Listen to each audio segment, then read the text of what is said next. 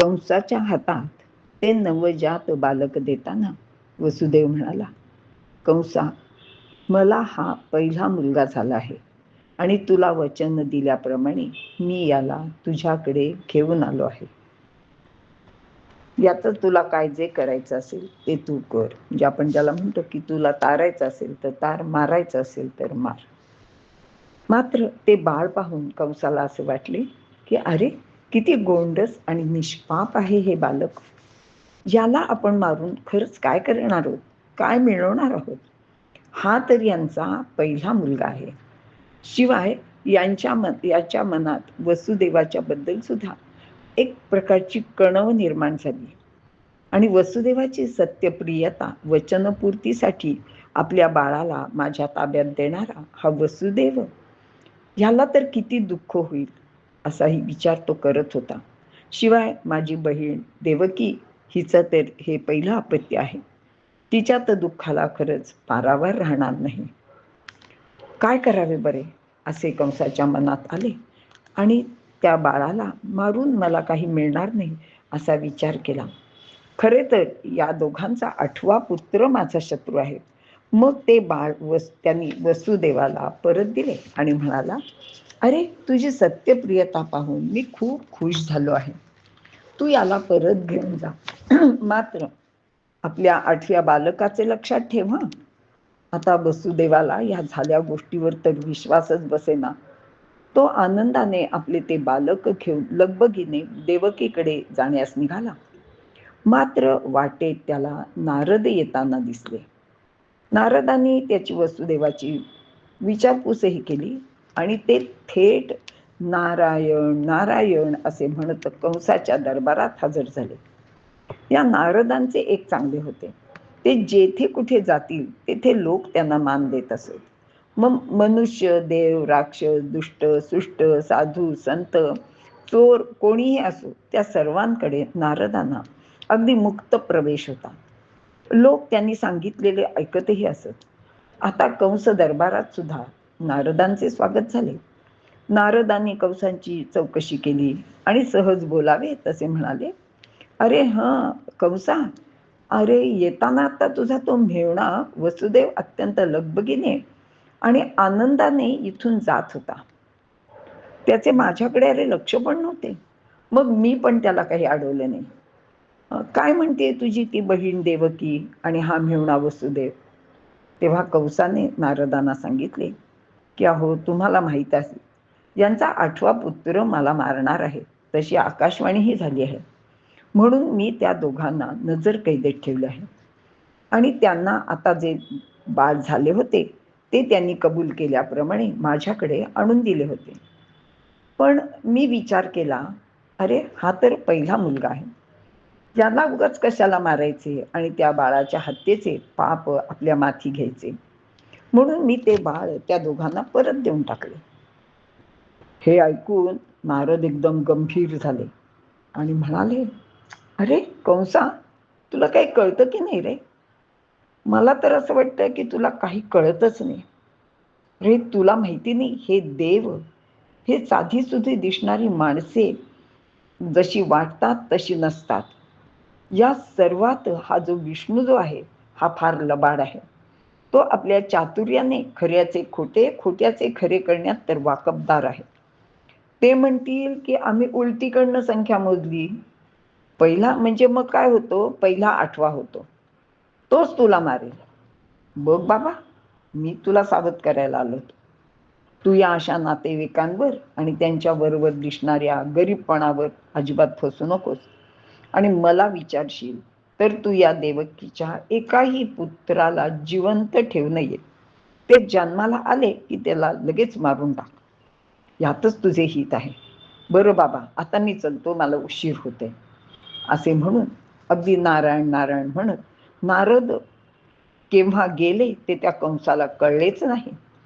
आता मात्र कंस खूप विचारात पडला की अरे, हे नारद मुनी स्वतः येऊन मला सांगतायत, म्हणजे ह्याच्यात माझे नक्कीच काहीतरी भले आहे आणि त्यांच्या सल्ल्याप्रमाणे आपण वागायला हवे. त्या देवकीच्या पुत्राला खरंच आपण ठार मारून टाकू. असे म्हणून कंस वसुदेव देवकीच्या जवळ गेले. देवकीच्या हातातून ते बाळ बळजबरीने ओढून घेतले आणि त्याच्या दोन्ही पायांना धरून हवेत गरगर फिरवले आणि काय होते आहे ते कळायच्या आत तेथे असलेल्या एका दगडावर त्याला जोराने आपटले. बाळाच्या रक्ताने दगड माखून निघाला. देवकी वसुदेव यांच्या दुःखाला पारावर राहिला नाही आणि यानंतर कंसाने त्यांच्यावरचे पहारे अधिकच कडक केले. त्यांच्याकडे कोण येतं जातं यावर लक्ष ठेवण्याची सक्त ताकीद पहारेकऱ्यांना दिली. खरे तर कंसाचे ते भयंकर कृत्य पाहून पहारेकरी सुद्धा खूप घाबरून गेले होते. आता आपल्याला एक असं वाटेल की हे नारद मुनी ह्यांनी ह्या कंसाला असा का बरे सल्ला दिला असेल.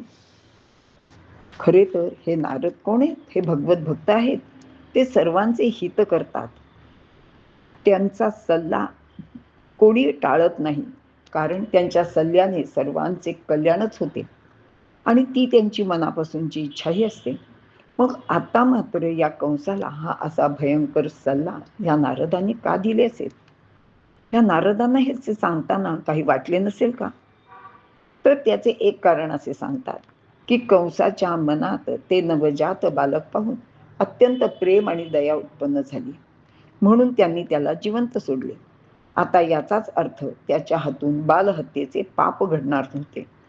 बालकाचा जीव वाचवल्याचे पुण्य मात्र त्याच्या पदरी पडणार होते आणि असेच जर त्यांनी 6 बालकांच्या बाबतीत किंवा 7 बालकांच्या बाबतीत केले तर मग ह्याचे पाप कसे वाढणार?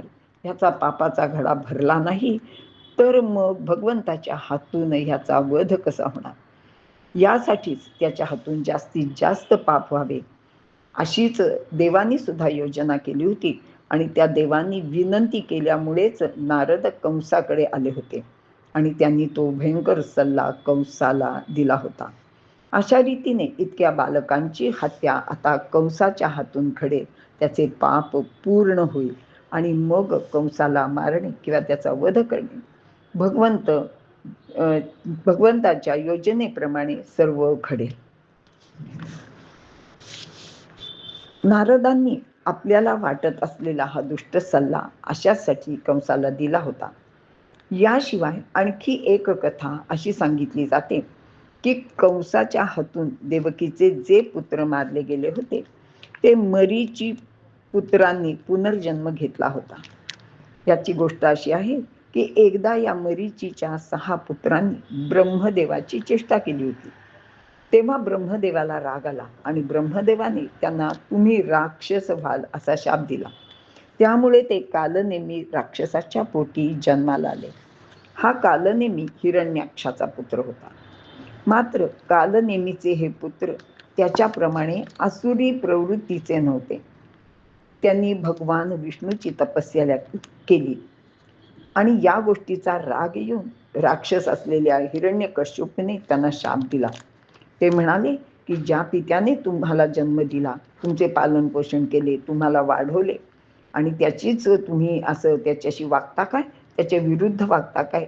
त्याच्याशी बेईमानी करता काय? तर मी तुम्हाला शाप देतो. तुमच्याच पित्याकडून तुम्हाला ठार मारले जाईल आणि नुसते नाही तर तो तुम्हाला आपटून ठार मारेल. मात्र कालनेमीच्या हातून या जन्मात काही ह्या स्वतःच्या पुत्रांना मारवले नाही किंवा मारले गेले नाहीत. पुढील जन्मात मात्र हा कालनेमीच कंस म्हणून जन्माला आला होता आणि ते 6 पुत्र कंसाची बहीण देवकी हिच्या पोटी जन्माला आले होते.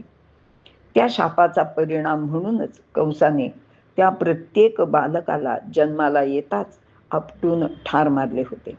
अर्थात या सर्व बालकांनी पूर्वजन्मी भगवान विष्णूंची आराधना केली होती.